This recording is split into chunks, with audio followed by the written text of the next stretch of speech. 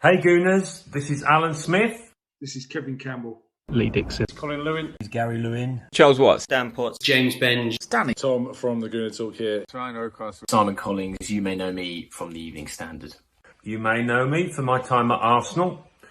You may know me from Arsenal or even the Highbury squad. I'm a Birdcat Wonderland. Being that physio sat on the bench next to Arsenal with my rubber gloves on. The former Arsenal physio. The Emirates press box, from writing, from Twitter. From goal.com, from Twitter, from YouTube. Football is the beautiful game and it brings us all together. Sometimes there are things even more important than wins and losses. And yes, even transfers. Every 30 seconds, someone in this world gets diagnosed with blood cancer. The Leukemia and Lymphoma Society works towards curing blood cancers and provides support to families currently dealing with these diseases. Gooners vs Cancer was started in 2017 by a lifelong Gooner who lost his father to leukemia way too young. Since 2017, Gooners v Cancer has raised over $75,000 for the Leukemia and Lymphoma Society. And we need your help to keep the fundraising going in this year's campaign. Every donation helps. Every donation helps. Every donation helps. Every donation helps. No matter the size. And every donation enters you into the Gooner raffle, where you have a great chance to win amazing Arsenal prizes, including game tickets, stadium tours, signed men and women's shirts, and maybe a retro signed shirt by yours truly, Lee Dixon. Me, yours truly. Yours truly, Super Kev Campbell. So much more. It's easy to take part. Just go to www.goonersvcancer.com and donate directly to the charity. Pick the raffle prizes you want to enter to win, and wait for the drawings at the end of the campaign. Again, that's www.goonersversuscancer.com. We all know that victory grows out of harmony. Victory grows out of harmony. Victory grows out of harmony. With your help, we'll be victorious against blood cancer once and for all. Thank you for your support. Thank you for your support. Thank you for your support. Thanks for your support. Thanks for your support. Thank you for your support. Thank you. And that's the show, guys. That's it. That's it. 27 seconds, I said. Oh, Jared, how you been? Doing good. Great to be back. As always, looking forward to the Pod-A-Thon every year. Great to see you guys again. You got a wonderful guest list put together over 27 hours and two brilliant guests to start it off. So couldn't be happier to be here and greatly appreciate the chance to come on with you. And if you want to know why I picked, of all of my cohorts on the Gooners pod, you want to know why I picked Jared is because it's Sunday at noon where he is, and he's in a suit, like or a shirt and a tie. I mean, did you just come from an event, or is that for this? Mike, this is the event. You put all the time putting it together. The least I could do was show up looking at least a little bit more decent than I typically do. All right. Well, Harry is complaining about my outfit, but I have an explanation for this. Of course, I'm wearing the Gooners v Cancer shirt, which I did wash last night for any of you that have seen all of the promo. But this is my dad's army jacket. I have not been able to fit in this for many years, and frankly, I still don't. But this belonged to my father when he fought in. Well, he didn't fight. I should be clear. He was a medical part of the military in the U.S. Army in the late 60s and early 70s. And this is one of the 3 or 4 of his army jackets that we have. And of course, my father is the reason that I started this charity in 2017. He died of leukemia in 2010. And since we started this, we have spoken to literally thousands of people in our travels who are affected by blood cancers, leukemia, lymphoma, myeloma, and everything else. And we just want to say that this is for them. This is for you, Dad. I love you. I miss you. And I'm not going to wear this throughout the entire pod. I'll probably put it back on at the end. But that's what this is all about. Yeah, and I'll add one reason that I love being on here to start the show with you. Obviously, your father is the reason that it started. And last year I was able to come on the show with you and say, you know, when you and I met, it was a time my father was starting to battle lymphoma, and I was happy to come on the show last year and say he was 2 years cancer-free. So even more happy to join you this year to say he's 3 years cancer-free, doing well. Got to spend some time with him yesterday, and really just set me up for some excitement to join you today and have a good Arsenal chat and some fun. Yeah, fantastic. And the Leukemia Lymphoma Society is the recipient of our funds. They help families who are dealing with this. They help the constant push towards finding a cure. And so far, despite what Alan Smith said, that was what I asked him to record last year in the intro. We've now raised over $100,000 as of this year's summer tour, and we're blowing past that. And I don't want to keep the two amazing guests that we have in the back any further, so I appreciate their patience, and we're going to bring them on now. One last warning: we have been getting thunderstorms here in the DC area for the last 3 or 4 days, and every day they've kicked our power off. So if I suddenly disappear from the pod, it's not because I fell asleep. It's not because I'm bailing on the 27 hours. It's because of the thunderstorms, and I have able co-hosts to help me. So, so one of these men I have known for 5 times longer than I've known any other guest on the podcast for 35 years. The other I once met at Union Chapel a couple years ago for about 35 seconds. They are a dynamic duo who can be found on ESPN, on ESPN FC, on YouTube. They're Gab and Juls shows on all major podcast platforms. And of course, they're both very accomplished sport and football journalists for multiple outlets throughout the year. I couldn't be more excited to start these 27 hours off with these two. It's Gabby Marcotti and Julien Laurent. Welcome to the Gooners Pod. Did I pronounce that okay, Julien? Yeah, perfect, man. Thank you so much for having us. I mean, Gab can talk after, but like, even if I have like a family occasion, let's put it that way, today and tomorrow, I had to be there with you, Mike, because I think what you're doing is amazing. Jared as well. I love the story. Gabby and Gabby's my brother, of course. So we could only do this together, of course. So I'm very happy to be here. Well, I've had Gabby on enough times without you. I'm not happy. Look, he asked me to come on every week, and I'm like, I'm not having you unless you bring Julien on. And then finally, I found another avenue through which to get to Julien, and it's finally happening. But Gabby, it's good to see you again, my friend.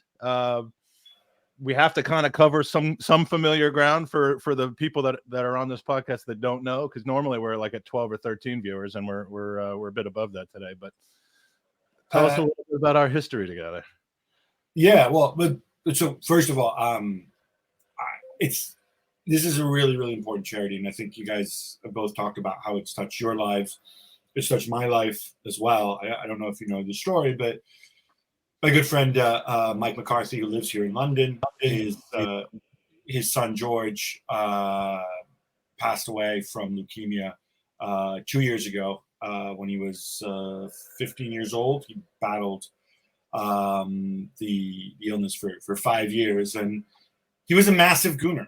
I mean, a really, really big Gooner. I had the opportunity also because Ian Wright was one of his neighbors. He was really supported by the club as well. In getting to meet players, going backstage. And he was one of those guys who he could rattle off so many facts and figures, almost just about every Arsenal lineup, I think, roughly in his lifetime, and some of those before. So a real passion. Arsenal was a huge part of his life. So I'm glad that really glad that I'm doing this. And George, I'm thinking of you right now. Well, that makes a lot of us that are very glad that you're doing this. And thank you, Gab, for sharing that story with me.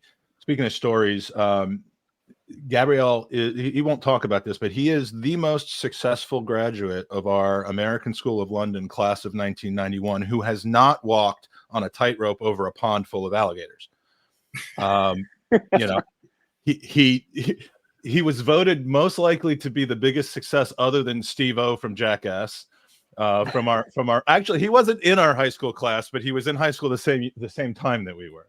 He was a year below us. Yes. We have not matched Steve-O.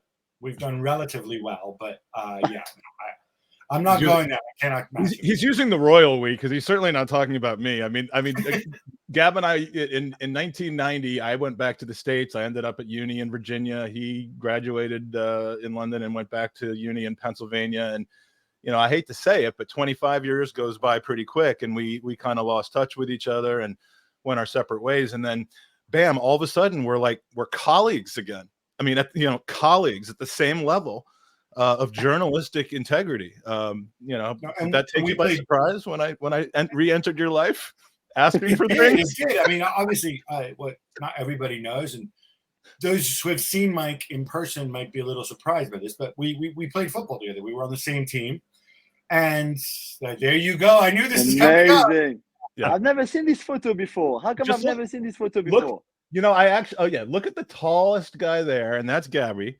I can see his face. Yeah, and then I think if you look down on the first row and 2 to the left, that's me with, on my knee down there. And then on the left is our coach. And I mean, I don't know how he found time to coach both Arsenal at the time and our soccer team, but I mean, dead ringer for George Graham. But yeah, you knew this was coming. Yeah. So Gabby said that you were a really fast, good striker. That's what he said. He likes to say I have pace but no finish, but I was like the highest scoring player on the team. Yeah. What happened with your career then? Mike, where did did you get the injury that a lot of people who don't make it say they have? The injury of eating way too much food. That's the injury. Now you're getting back into game shape over the last year. Yeah, exactly. It's never too late. It's never too late. I could play in the Saudi Arabian over 50 league. And I got one more picture, Gab, to show you, which is from the 1990 yearbook. It fits so nicely in between the four of us. I might just keep this here for the whole hour. I was cutting lovely hair. That's lovely hair. That I was clipping these last night. And I'm like, will Gabby be mad at me for this? And I'm like, I could live with that if he is. We do the FC show on ESPN, and you do they ask you for predictions, or they ask you for some sort of opinion, and they put a graphic together. They try to find the most ugly, old photo they can find of you. And Julian, they definitely don't have this one, Mike. Please send it to our producers there. You can just reach out to me. You know how to reach me. I will give you that. Brother. I will give you that at absolutely no. In fact, I'll pay you to put that onto the screen. That's how much I love that. I think I look kind of handsome in a 16-year-old sort of way. You do. I mean, look, Gabby and with I. With the dodgy hair, with the dodgy haircut, yeah. It was Gabby and I at the time. Stop it. We were just kind of having to really disappoint some people when it came time for prom. I mean, that's just the way that it was. So I'm always fascinated at the backstories of people who kind of hook up from various parts of life and start performing or collaborating and doing shows together. So, for those who don't know, and I guess I can put myself into this category. How did you guys link up? How did the Gab and Juls show start? Why is it not Jules and Gab? These are the questions people want to know. So it's not Jules and Gab's because it's alphabetical order. And that's what the people with the early names always say. Yeah. One other fun fact, obviously Jules' name is Julien. And a lot of people would assume that Jules is Jules. But on the Gab and Juls show, it's Juls. Jules, you want to explain why? I can't even remember, to be fair, why we didn't put an E in between. I mean, that since the day I moved over to London from Paris, that was people starting calling me like that, Jules, when we were playing football. I understood that everybody has a nickname in England, whether you're like an E at the end of or like a Y at the end of your surname, or your first name is shortened, or whatever way, but everybody literally has a nickname. So mine was Jules, and I think Steve Palisi, who is our big boss at ESPN, thought that Gab and Jules sounded really, really cool, to be fair. And I think he's right. Well, so I done a podcast before when I was working for the Times, and it was I think we in the Guardian, we were like the first newspapers to have like a weekly football podcast out there. Now, okay, don't tell anybody this. I'm letting you know a secret. They probably had a bigger listenership than we did in the early years. And I think part of the reason is that I think the Times readership was a little bit older. And the whole idea of people getting into podcasts, this is way back in like 2005, 2004. You had to get this thing. You had to sit next to your desktop computer. You had to get this thing, which I'm sure your younger listeners have no idea what it is. It's this thing called an iPod, and download it. So podcast machine. Yeah, a podcast. So because Times readers were older, because Times readers generally had jobs to go to, whereas Guardian readers back then were, a lot of people lying around the house, but they were very technical, illegally streaming. Actually, I think it was called streaming. It was called torrents. Anybody remember what that was? When you could like steal music or steal, So they sat around doing that. So they were much more tech savvy. So they developed a bigger audience, and so that's how my podcasting career started. And then when I moved over to ESPN, they said, "Oh, we got to do a show. And it's like, I need a co-host. And my boss says, how about Jules? Jules had already started appearing on the show. And I got to say, and I'm not just saying this because Jules is here, I like to think I know more than most people because I genuinely know more than most people. But Jules is a freaking encyclopedia of random facts, and he has to he gets me to really raise my game. Like if I start talking about Southampton backup right backs, Jules goes down to the third and fourth stringer. I stop at the second stringer. So it's been a pleasure and education. Can we return Cedric to that position, by the way? The third string Southampton right back. I think that would be helpful. But yeah, I mean, Jules, I could see why it works. I just wanted to hear the backstory. Can I interject for a quick second, because we are getting and Jared, if you could put them on the screen, we're getting some super chats, which is something that occasionally happens, and it's a way to donate through YouTube. Thank you, Ola from the Fight Week show, with a little inside joke there about Pentagon Federal Credit Union, and thank you, Matt G. One quick request though, and I hate requesting something of people who are being generous. YouTube takes like 40 or 50% of that. We are obviously donating any reciprocal or residual amounts from that to the charity. But if you are inclined to want to get a comment read, do us a favor. Go to goonersvcancer.com, donate whatever you were planning on donating, and then just put a comment in the chat that says super chat, and we'll read it. It's not the only way you can show support. It's not the only way you can get your comment guaranteed to be read. That's normally the case, but today we want to make sure that the Leukemia Lymphoma Society is getting that 40% that Alphabet would otherwise be taking through YouTube. So thank you very much for those comments. And we're not going to turn any away, but goonersvcancer.com is how you can donate. Sorry to interrupt, guys. So Jules, to get to, we've talked to Gabby, dozens, if not half a dozen times on this podcast. So we want to learn a little bit more about you. You grew up in Paris as a PSG fan, but not the PSG that everyone thinks of today. Top half of the table normally, yes, but you stuck through some pretty lean years at the Parc des Princes, yeah?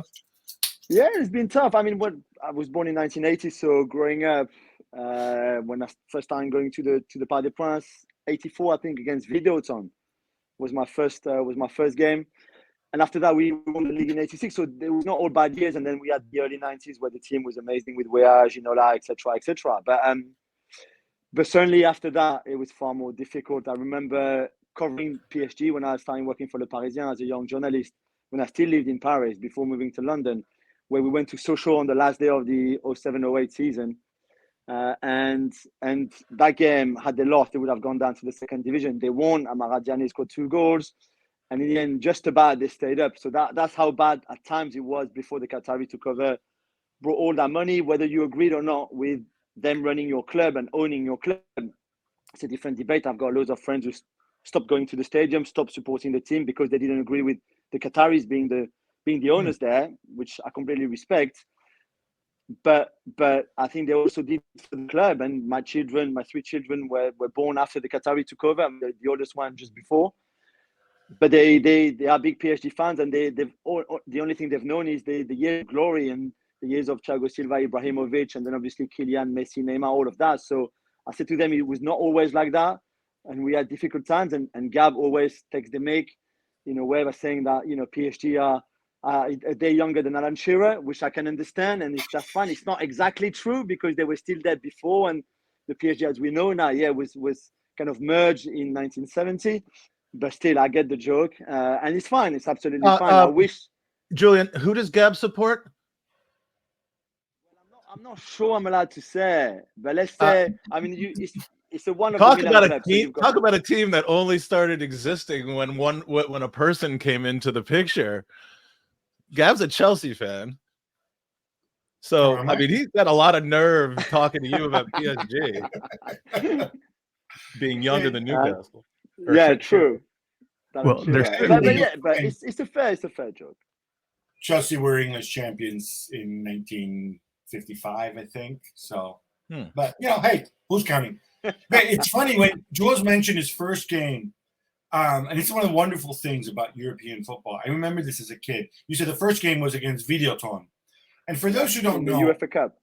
Yeah, Videothon, like, you guys both look at me blankly when I say that, Jared and Mike. Videothon, you might think, is some sort of early porn site, perhaps, or maybe one of those illegal streaming things. And I remember seeing the name as a kid. No, Videothon is a team from Hungary. And I think they reached the semifinals of the UEFA Cup that year, if I'm not mistaken. So I'm guessing they beat us. They probably beat Paris Saint-Germain that year. Yeah. And that's one of the things, sorry, I'm going to show my age here. I kind of miss that from the olden days, that these teams would kind of appear out of nothing and actually be really, really good and march into European capitals and beat the fancy outsiders and get, almost go all the way. And of course, today, that's kind of a thing in the past. No, because I mean, right now, if you listen to some people, the champions of Europe are West Ham. So I mean, you've got some surprise. Champions of Europe, we know who we are, is what they're saying. So you still have the small teams that come up. But you know what I remember from that game? So I remember Videothon because now I still look them up and see where they finished because it's the first game, and I think even I was 4 years old. You always remember your first game. In a way or another, it might be your dad or whoever you went with telling you, that day, because you might, if you were too young, you could not remember what happened really. But also it was the Parc des Princes, and that I can remember. What happened in the game and the score, I could not remember. But certainly the Parc des Princes, as a 4-year-old, to walk in that incredible stadium, and again, they are bigger stadiums, they are more modern stadiums. But this one, right in, almost in the center of Paris, was just looked so beautiful to me and so impressive that I knew I would never forget. And I remember saying to my dad, one day I would play there. Obviously, didn't make it. We're just not good enough to make it as a pro. But we played my team with Vincennes, which my one of my grassroots team. We played under 15 Paris Cup final, as in like all the teams. And Paris is as a loads of grassroots team. We played that final against PSG, who we lost, unfortunately. But that was before a Ligue 1 game at the time. PSG played against Martigues after, and that was the moment where all of us would always remember because we played at the Parc des Princes like the guys that we were supporting only a couple of hours before them. So that was very special. And from what I can remember from that first game, more than anything else, is how incredible I found the Parc des Princes that day. And I'm sure like young kids who go to the Emirates today or any other stadium, really, Wembley or whatever, will also feel like that. And it's quite rare for us with Gabby when we go to a game now to watch, first of all, because we've been to a lot of stadiums. But even if you go to a new stadium, it's really rare that we feel like that. Like you walk in and you feel, oh, wow. And that kind of the feeling that almost when you were a kid and you are like shocked almost by the beauty of a stadium. But I had that at the Parc des Princes, and then to have played there 11 years later with my under 15 teams, even if we got beaten by PSG and rightly so because they were amazing, it still felt quite special to. I said to my dad in '84, one day I'll play there, and even if it was not really the way I would have liked to play there, because I still wanted to be a pro back then. But I still can say to my kids, I've played at the Parc des Princes. Every time we go there, I bore them with the story. It's a beautiful place. I mean, I've been lucky enough to watch 2 games there. Went there with a friend of mine to see PSG play Angers, and then was there with my son a couple Aprils ago, and I'm trying to find a picture of it. But they were playing, I think, Lorient, and won 5-1. It was the first game where Messi, Mbappe, and Neymar all scored in the same game. Yeah, I remember that game. That game. And so here's my son Jake standing at. Nice. We had pretty good seats for that game. I must say, I'm a good dad. But yeah, it's fantastic. So I mean, real quick, was your move to London just based on the magnetism of Gab Marcotti, or were there other reasons that brought you there? Like literally, did you just lift up off the ground and go across the English Channel? I mean, to be fair, before I go on to why I moved to London, when I moved to London, it was clearly Gab was the older brother, the guy who did this before me, before Rafa Honigstein, before even James Horncastle, who had a slightly different bio. But all this, like all the kind of European specialists that you can see now in England that you can find doing shows or podcasts or writing, all of that. Gab was the first one really, and I think there was a part of us all moving over. So like ideally, I would like to do like Gab, which was working for whoever sent you over there. So for me, it was Le Parisien. So working for a newspaper or radio from your own country, like Italy for Gab, but then also be good enough and have an English good enough. Gab is a bit different because obviously, you know, he went to English schools. But for me to learn English good enough to be able to then work for English people, writing in English, speaking in English, all of that. But Gabby was always the example, the kind of model that we were all trying to follow. And Guillaume Balaguer was a bit like that as well. So for me, when I could do that Times podcast for, and I think your career is always, whatever you do as a job or whatever your career is, there's always some very important dates and steps that you went through to get to where you are. And for me, working with Gab was like that. But when I moved over, Le Parisien, I've been working there straight after, you know, uni and journalism school. I was really lucky because it's a big newspaper in France. And they said, listen, France just drawn England in the Euros 2004 in Portugal. We need you to go over in December. And then the draw was in December. And then you stay 6 months until the end of the season, and you prepare a lot of stuff for the Euros when France are going to play England, because there's a lot of French players at the time in the Premier League. So I went for 6 months, and then I met my wife, Kate, amazing Kate, of course, 3 months in, and I never went back. So this is the story why I was supposed to stay there for 6 months.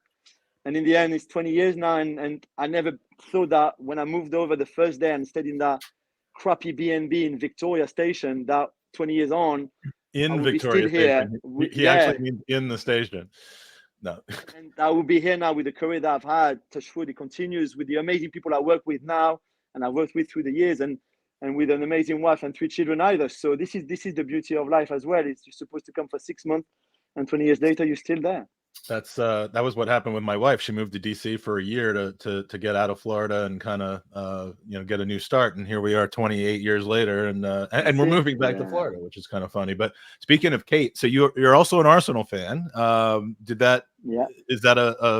Was that kind of bestowed upon you for that reason, or was it because France won the World Cup in 1990, or Arsenal won the World Cup in 1998, as it says in that newspaper in the media room?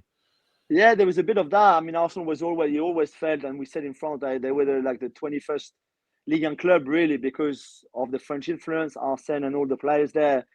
So if you're French and watching the Premier League in France, then at that time, those years, Arsenal were your team. Obviously, I mean, Cantona and United had a big appeal too. But after that, it was Patrick, Thierry, Robert, and all of that. So even before moving over and meeting Kate, who was already working at the club, Arsenal was my English club if you wanted.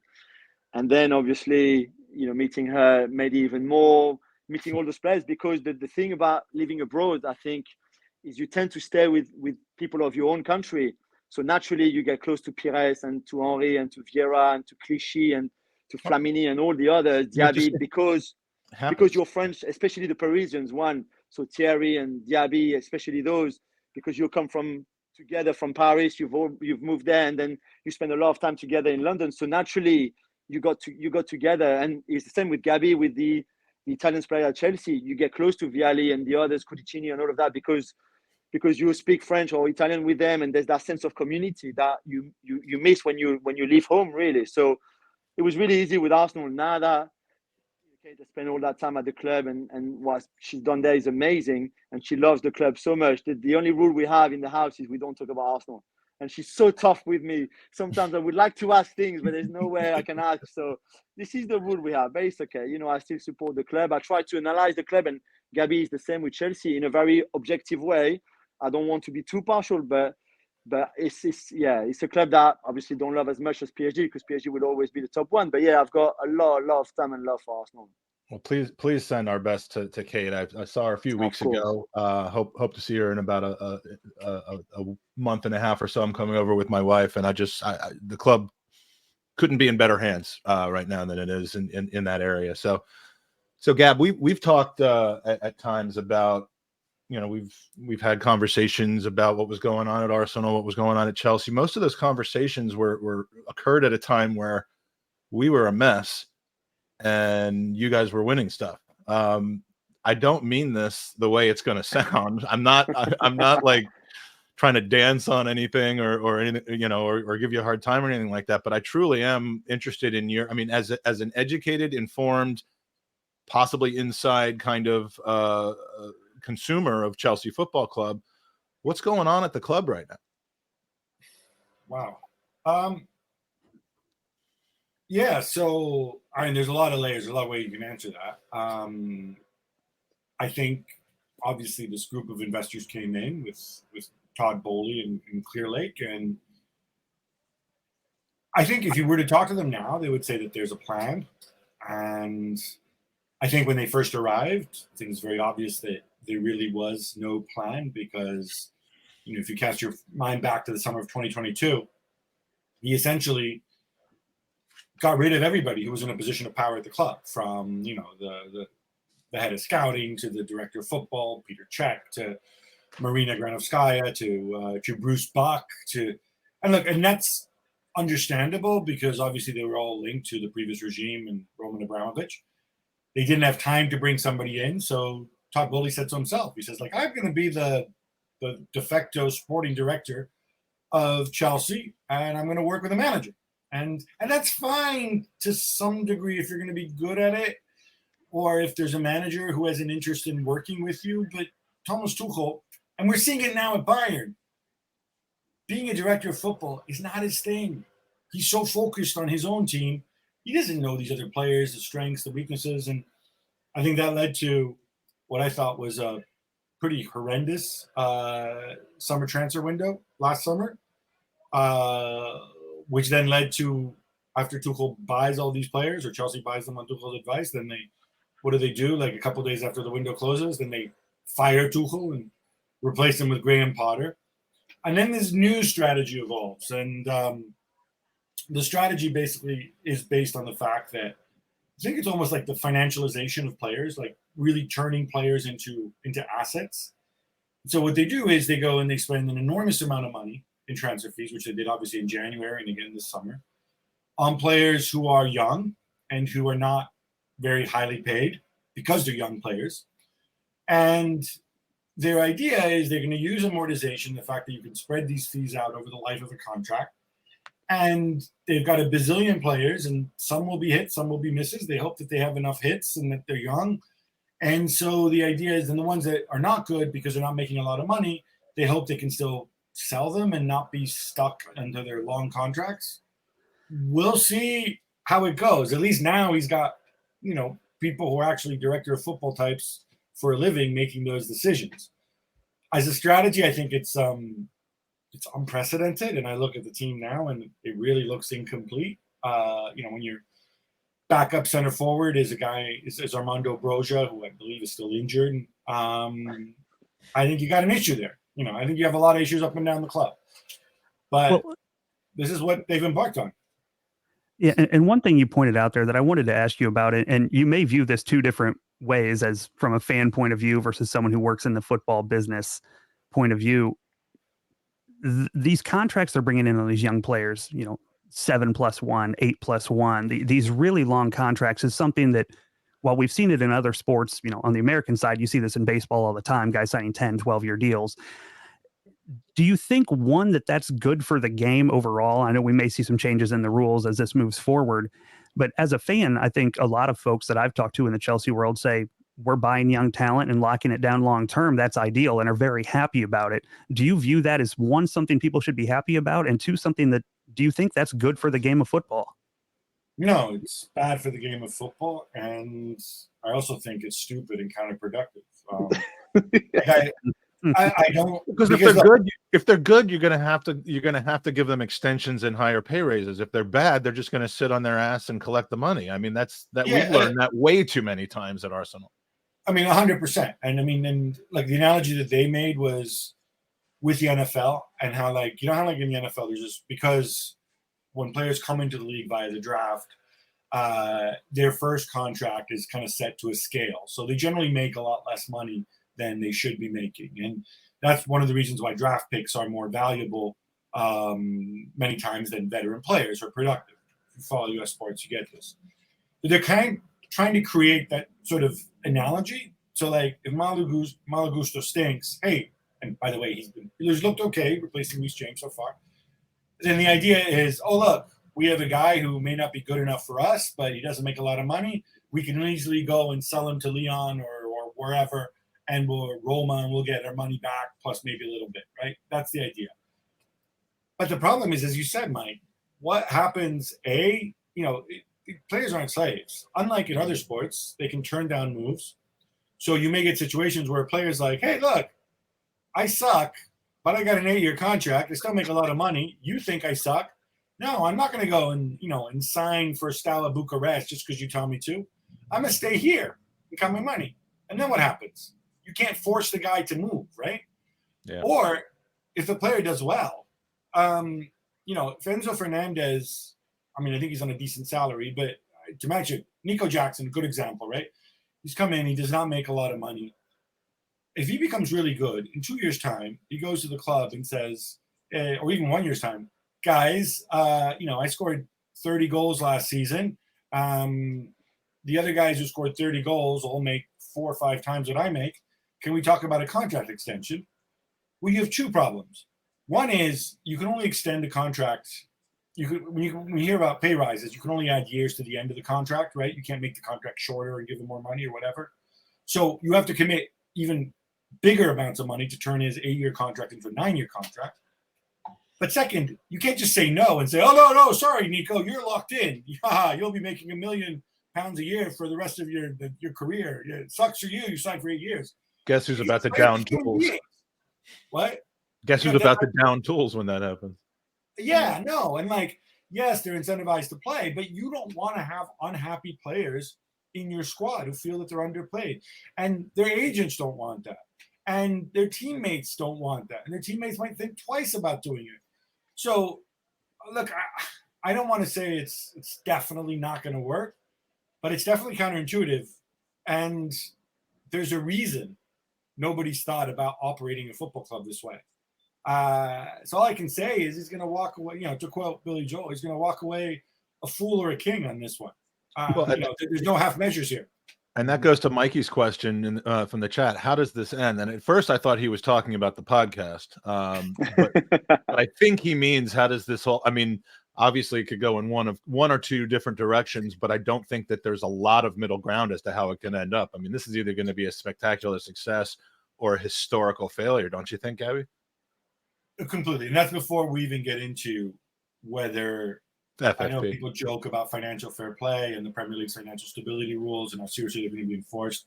My guru in this is the blogger Swiss Ramble. He's all of ours. Familiar with him, mm-hmm. you should be. He does a newsletter now. He explains complicated things so clearly. He did an analysis, and look, I know some people find this incredibly boring, of Chelsea and looking at how they can make things work, square things up, both with UEFA's new financial fair play, which is coming in, as well as the Premier League's financial stability rules. And he came to the conclusion that I don't think they're going to be able to do it. So we'll see. And look, we can ask this question about Chelsea. We can ask this question, sorry, Jules, about Paris Saint-Germain very much so. We can be cynical about it and say, oh, but, they'll be given a slap on the wrist and sent away. Maybe they will. I genuinely don't know. This is a huge test case, and I think we'll find out the Premier League, certainly with Everton, how that turns out, because that's a club which is obviously up Spit Creek without a paddle. Manchester City situation was a little bit different before people give us the because very different. They're corrupt. Being investigated for other stuff. Yeah. What did you say? I said corrupt and full of doping in the early years. I don't need to prove it. I got billed to do it. Or Der Spiegel, sorry. No, I've talked. I like to consider myself into the financial side of it. I don't find it boring at all. I think people find me boring when I start going on a riff about it. But I am no Swiss Ramble. I like to call myself kind of Jewish Ramble. But but I don't think that they can avoid financial fair play, falling on the wrong side of financial fair play. I think the gamble that's been made and with the government's recent statements about essentially not getting involved as an independent regulator in any sporting penalties, meaning docked points, transfer bans, relegation, things you see like with Juventus's financial irregularities. I think it's a intentional strategy by Todd Bowley, knowing that the worst thing that can happen if they get cited and penalized is going to be a fine. And there are already sports where Todd Boehly owns teams, specifically the LA Dodgers, where there is no salary cap or wage cap. There is a luxury tax that makes spending more than everyone else doubly as expensive, but he doesn't care about that. And I think that's the strategy, is just keep throwing money at it. And the worst thing that might happen is a few $1 million gets fined. And I mean, that's like, that's like a ninth of what they spent for Mikhailo Mudryk. So, all right, I'm going to be slightly contrarian on this one. There's two factors. One is the other outcome, at least as far as UEFA is concerned. Premier League, I'm not sure you can do this, is if you breach financial fair play, and Paris Saint-Germain, by the way, were fined for breaching financial fair play, along with a bunch of other clubs just this past summer. You can sign what's called a voluntary agreement, where you basically agree to hit certain targets it's a settlement agreement over the next 3 to 5 years. You basically come up with a business plan and say, we're going to make this much profit here, that much profit there, and this is how we're going to reach break even. And then if you don't do that, then there's more penalties. We have to see how that plays out. What I would say about both of the Premier League and I think UEFA wide, there are other big, powerful clubs who live by the rules and have lived by the rules. Manchester United, Liverpool, Arsenal in the Premier League, Spurs in the Premier League. Those are clubs that are pretty powerful and have a lot of heft, political and in terms of fans. And Europe-wide, you can throw in Bayern, you can throw in Real Madrid. You can't include Barcelona in that for obvious reasons. And they might say, well, hang on a minute, UEFA, we stood by you with the Super League. Now you're going to come, but now we expect you guys to, if we're going to live by these rules, we expect you guys to crack down on other people who might not be living by those rules. Because every year we hold back on our spending, right? We're all laughing at Manchester United. Ha, ha, ha, Amrabat. Look, Maguire's still there. Ha, ha, Højlund. Oh, Anthony Martial, what a freaking joke. Yeah, but that's because they had a transfer budget and they stuck to that transfer budget. If they come back and they say, wait a minute, we've got X bazillion fans around the world. We're the ones who are paying for all this shebang, right? Because we've got more fans than anybody else. Those are the fans who buy the subscription. I think there could be a lot of power there. And I think there could be a lot of clout there. So, it's not like the Premier League is some independent entity on its own. The Premier League is nothing more than its 20 shareholders. And those are 20 clubs owned by 20 mostly rich men. Yeah. Well, I face this all the time. People who don't really understand how FFP works say, every time a player is bought, they say, oh, well, how can that avoid FFP? And it's not that simple. But at a point, it becomes so glaringly abusive to the intent of what that whole thing is about that it just kind of gives you that feeling that football is getting ruined. We have a little bit of housekeeping to do charity-wise, some things that we want to do with each segment. We want to get you guys on record with the answers to a couple questions. We want to do a prize draw, talk about and give props to some of the folks who have donated. So we'll take some time to do that. And if we have any time left in our hour, we've got a couple questions from the chat. Is that all right, guys? Sounds good. All right. So last year, here's the way this works. We do fundraising from July 1st to June 30th, just like the world football. It follows the same schedule. We have financial fair play concerns as well. And this summer, the big event was the U.S. Summer Tour. I'm so glad that the team comes because it gives us a chance to do fundraising. We did fundraising in D.C., in New York, in L.A. Then I jetted over from L.A. to London, and we did an event at the Tollington. I mean, it was just a great mid-July to mid-August timeframe. And we entered this Pod-A-Thon week having raised $15,000 total for the Leukemia Lymphoma Society, which is fantastic, a month and a half into the 12-month charity year. Once the Podcast-A-Thon got announced and once we started gearing it up about 4 or 5 days ago, I count that amount separately to see how we're doing. Last year's Podathon week, including the day of and the whole 27-hour show, we did a fantastic job raising $6,186 for the Leukemia Lymphoma Society with a lot of support and help in doing that. This year, we are not quite yet through hour 1 of 27, and our donations have reached a total of $8,305. Wow. So we've already smashed last year's record. I think we can hit 10,000 if this stays up, and maybe more just for the Podathon alone, which is It's fantastic. And I want to make sure to shout people out. So every hour, I'm going to shout out about 8 or 10 people that have donated. And these are in alphabetical order by first name. So the very first guy on the list is in the chat right now. He's my new friend. He's a relatively new Gooner. I love this man. Aditya Palwankar donated from Pune, India. Adrian Vaz from Towcester, Northamptonshire. Alex Giorgio, who is a good friend of ours from Woodford Green. Alexander Gross from Seattle, Washington. One of my longtime friends, Fredo Narvaez from New Orleans, Louisiana. Amrit Sahota from British Columbia in Canada. Anthony Soto, San Diego, California. Antonio Rosario from Shoreview, Minnesota. And Arnie Arneson from Grindavik, which I wouldn't have normally known where that was, but I've met Arnie. I know Arnie. He's from Iceland. So funds and donations and generosity coming in from all corners of the world. And I really, really, truly appreciate it. And we're going to do a prize draw in just a second here. I want to get the 4. Speaking of Jewish Ramble, I have a segment called The 4 Questions, which we're going to ask. We're going to try to remember to ask of every guest on the segments. And we're compiling a little table here where we can look back and see how those results turned out later on. Now, normally we do the top 4 and the bottom 3, but it's because the podcast has always been in the week leading up to the kickoff of the season. That wasn't possible this year, so we're not doing this. Just who are your big 6 going to be in no particular order?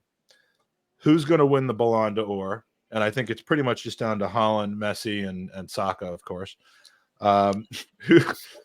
Who's going to be the first Premier League coach to get sacked? And what is your big surprise event? Something that people wouldn't have imagined was going to happen by the time we reach, the end of the football season at this season anywhere in the world. So Gabby, who's your top 6? All right, no particular order. Yeah, we're not going to do that. I'll start with Arsenal, alphabetical. Arsenal, United, Spurs, City, Liverpool, and Chelsea.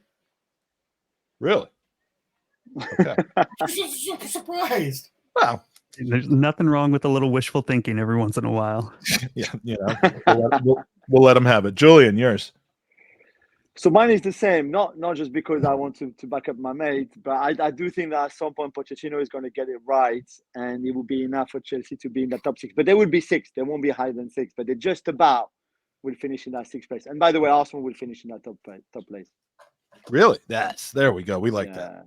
Now, is that because of a points deduction for City or just a competitive? No, even without that, I do think that the Kai Havertz positioning is going to work out. I think that collectively this team is going to get better and better. I think defensively they're going to get better and better. I think the depth in the squad enables them to be good in the Champions League and in the league as well.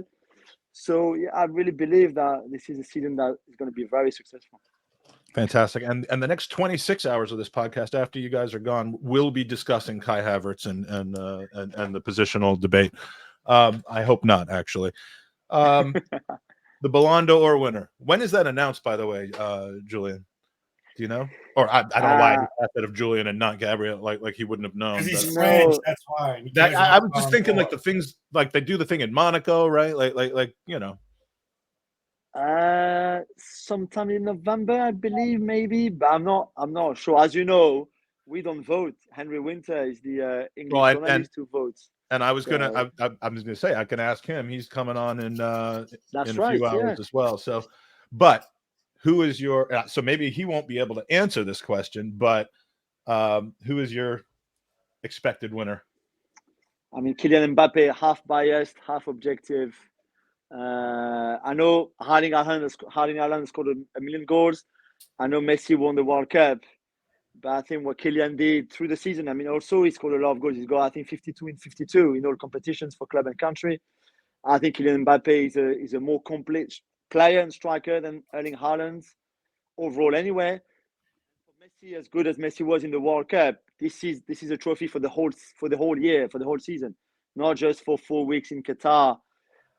Where things, when Argentina went, they were amazing, and Gabby and I were there all the way, and we saw all the games, and it was great to even see it in the final, even if I was heartbroken. But I think Mbappe was very special in this year. So So my vote will certainly go for Kylian Mbappe. I mean, I don't know. Messi, World Cup, Schmerld Cup. He scored a brace against Austin FC. I mean, come on. Gab, who do you think takes the? Is it going to be? Benoit Badiashile? No, it's going to be Lionel Messi who wins it. It's going to be. I'm not a fan of the Ballon d'Or. I think it's a popularity contest, especially now that the jury selection. Look, you have somebody like Henry Winter who goes and watches a ton of football, who is obsessed. Seriously, ask him how many miles he clocks. Like, he'll go to 2 games in one day and stuff like that. That guy knows a lot. He sees a lot in person. Then you got people voting who, no disrespect, they don't have the same opportunities to see footballers, especially in person, that other people like Henry do. And inevitably, Jared, does Troops have a vote? Exactly. So it's going to be Lionel Messi. He won the World Cup. He made a lot of headlines since his move to Inter Miami. He had a better season at Paris Saint-Germain than he did the year before. All those things come together. I think it's going to be Messi for his 8th Ballon d'Or. All right, perfect. First coach in the Premier League to get sacked. Gab, we'll start with you on that one. And Jared, you'll get a chance to answer these before you finish your segment. I'll have plenty of opportunities. I'm gonna tell you who it. I think it's going to end up being Paul Heckingbottom at Sheffield United. I know it's kind of a boring answer. I think it probably should be Roy Hodgson if it's just to leave the job, because I don't think he's necessarily having a great time. I don't think they're going to fire him because you can't fire Roy Hodgson. He just kind of walks away. But I would be surprised if Roy didn't decide to take a break, maybe even in the next couple months. Okay. And Julian? Gary O'Neill at Wolves. I think that Wolves job and the way this club is run and directed is a bit crazy. So I think Gary O'Neill, unless the results drastically improve, which I don't think they will be the first one sacked. And then Uncle George can just get them another manager for free. Of course. Right? Exactly. So we'll wait for Nuno to get sacked in Saudi, and then he can come over and you're right. That's the plan. It's the football merry-go-round. And Julian, just one big surprise that people would look at you and say, you're crazy to say that you think might actually occur. And this is anywhere in world football. I mean, it's very easy. I say every year, but one year it will happen, Mike, is PSG winning the Champions League, of course. So Luis Enrique, now being a coach who's been there, obviously, and done it before in 2015 with Barcelona. This team playing as a team, finally, after all those years where we were just an addition of individuals, and that was it. And I think Mbappe, for what might be his last season at the club, very likely to be his last season at the club, I think can inspire that team to go all the way with a bit of luck at the draw and, maybe a few friends of Gab's at UEFA. I can see that I can arrange the draws for the last 16, etc., etc. Then we might get there, and then in the final, anything is possible, even against City or Arsenal or whoever they might face. So this year, PSG, and you can start betting on it. I know it's happening. So PSG will win the Champions League.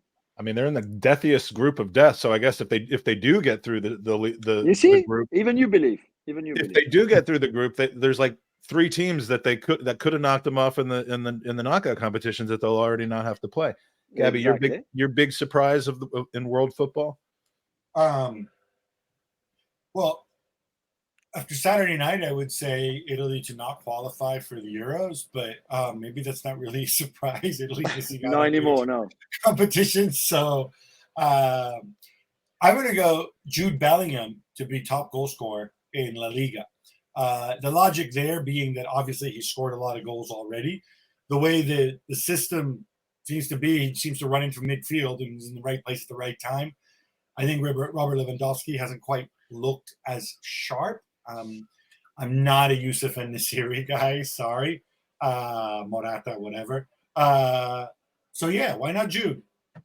All right. Sounds good to me. And last obligation that we have to do is to pick a winner of our first prize. Now, I said to people, and this is one reason why I think we did so well prior to the show, we do 25 prize draws. We have 27 hours, 25 segments, and a prize draw at each one. Some of the prizes might be considered higher value than others, although value's in the eye of the beholder. But, you know, when you donate during the show, thank you. We want that. We want to keep that going. If you haven't donated, please do. But, you know, you missed some prize draws. And we are starting off today with one of the big ones, which is a personalized 2023-24 Arsenal kit with your name and patches on it that you want to select from the Arsenal gift shop at the Armory. And we're going to give that away. If you didn't watch last year, we have a randomizer that we use. We put everybody's donations, even the ones that you donate during the show, into a randomizer. The more you donate, the more entries that you get, and that's all described on the website on Gooners v Cancer. So wouldn't surprise me if we start seeing some of the same names come up, but I'm going to try to do something that will prevent it from being the same names every single time. We also have a limit to where you can win one category B prize and one category A prize, and that's it.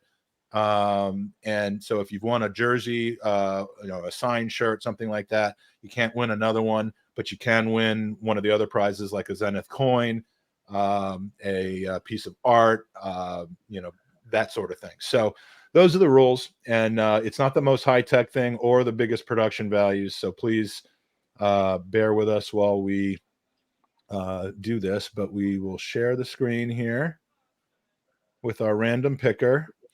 And the winner of this is like the NBA lottery. Yeah. I know, I love it.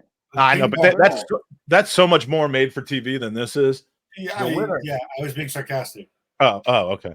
I hope you have a camera. Whoever wins, he's got a camera, and we see his face going like, "Yeah, I've won." The 129 people that have donated so far, we've installed closed caption in their house, and when the Pod-A-Thon's over, we're keeping it on. By the way. All right, so the winner of the 2023-24 personalized Arsenal kit is Seth Thomas. Seth from Indianapolis, and congratulations to Seth right off the bat, getting a jersey, a 2023-24 personalized Arsenal kit. Congratulations to Seth, and we will have another draw at the end of the next hour. So let me stop sharing the screen so we can make your faces nice and large, and that's how it works. So we have reached the end of the first hour. We did a nice tight 60, as they call it in the industry. Julian, it's been an absolute pleasure finally getting a chance to speak with you, and please give my best to your family and Kate's family, and best wishes on a smooth event this week, and please tell everyone where we can find you on a regular basis. And I don't mean like at your mother-in-law's house. I mean like on the internet. Yeah, thank you again so much for having me. It was a real pleasure to be part of this incredible event that you put together. And I'm on Twitter at Laurence Julien, on Instagram the other way around, Julien Laurence. And then obviously the show with Gab, the FC show on ESPN main channel as well, of course. And then a lot of other things, podcasts, writing for the ESPN websites. You can find me and him on a lot of other stuff as well, platforms. So just go and look for us. Is that great? And my good luck for the 26 other hours, Jared, for how many hours you do as well, because I've got a lot of respect and much love for less. you. Well, thank you so much. And if it should be decided upon high that you want to incorporate this into ESPN FC, I promise to borrow Jared's tie. Not the shirt. I'll just wear the tie over the Gooners versus Cancer. Fair enough. And Gabby, literally, my long time friend. Where can we find you? I mean, you have a very, very original Twitter handle. You grabbed it before any of your family could. Just my last name. I mean, that comes from having an unusual last name in the Anglo world and being an early adopter. But like Jules, I think it's fantastic that you do this. I was discussing this with Jared earlier. Is it true that, so my family's quite into NASA and like space launches and stuff. And, it takes several days. I think it's 36 hours from the Earth to the moon, to the International Space Station. They docked recently. Is it true that 27 hours you're wearing those special adult diapers that astronauts wear? I can neither confirm or officially deny that. I could tell you I did. Sponsors. I could tell you I did last year, and it didn't work out as well as I'd hoped. So I'll leave it up to you to imagine whether I'm doing it again or not. But you will be seeing me get up, and you'll be seeing this at various times in the show. Okay. So yeah, and thank you for bringing that into everyone's consciousness. These are technical questions people want to know. Yeah. I mean, you're nothing if not a detail-oriented, logistical, savant. So, all right. So, thank you so much, guys. Appreciate it, and best wishes for the future. And we'll see you hopefully on the Gooners podcast again. Thanks, guys. Thanks for having us on. Thank you, guys. Thank you. Take care. Hey, Gooners. This is Alan Smith. This is Kevin Campbell. Lee Dixon. Colin Lewin. This is Gary Lewin. Charles Watts. Dan Potts. James Benge. Danny. Tom from the Gooner Talk here. Ryan Oakcastle. Simon Collins. You may know me from the Evening Standard. You may know me for my time at Arsenal. You may know me from Arsenal or even the hybrid squad. I'm a Birdcat Wonderland. Being that physio, sat on the bench next to Arsenal with my rubber gloves on. The former Arsenal physio. The Emirates press box, from writing, from Twitter. From goal.com, from Twitter, from YouTube. Football is the beautiful game, and it brings us all together. Sometimes there are things even more important than wins and losses. And yes, even transfers. Every 30 seconds, someone in this world gets diagnosed with blood cancer. The Leukemia and Lymphoma Society works towards curing blood cancers and provides support to families currently dealing with these diseases. Gooners vs Cancer was started in 2017 by a lifelong Gooner who lost his father to leukemia way too young. Since 2017, Gooners v Cancer has raised over $75,000 for the Leukemia and Lymphoma Society. And we need your help to keep the fundraising going in this year's campaign. Every donation helps. Every donation helps. Every donation helps. Every donation helps. No matter the size. And every donation enters you into the Gooner raffle, where you have a great chance to win amazing Arsenal prizes, including game tickets, stadium tours, signed men and women's shirts, and maybe a retro signed shirt by yours truly, Lee Dixon. Me, yours truly.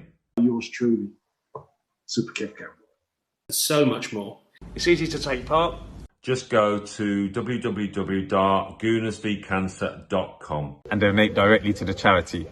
Pick the raffle prizes you want to enter to win, and wait for the drawings at the end of the campaign. Again, that's www.goonersversuscancer.com. We all know that victory grows out of harmony. Victory grows out of harmony. Victory grows out of harmony. With your help, we'll be victorious against blood cancer once and for all.